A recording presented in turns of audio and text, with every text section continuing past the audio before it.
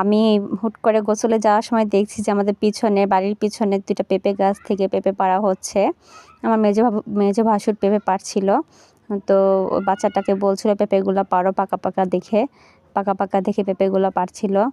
কারণ আমার শ্বশুর পাকা পেঁপেগুলো খুব পছন্দ করে, তার জন্য পাকা পেঁপেগুলো আলাদা করে রাখবে আর কাঁচা পেঁপেগুলো আমরা ভাজি করে খাবো। এই যে পেঁপে, গাছের ফল খেতে ভালোই লাগে, গাছের সবজি ফল আসলে এটা অন্যরকম একটা স্বাদ।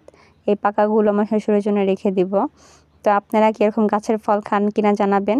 আর আমি এখন গোসল করে আসার পর এই দেখেন আমি আমার আলু ভর্তা নিয়ে বসবো ভাত খেতে, তাই ভাবলাম আপনাদের দেখাই কেমন কালার হয়েছে। তো এই যে এখন আমি বের হয়ে যাব, আমাকে বোরখা পরা দেখছেন। আমি হচ্ছে এখন বেলা বাজে 4টা, বিকাল 4টা। আমি এখন পড়াতে যাব, তাই রেডি হয়ে গেলাম বোরখা পরে।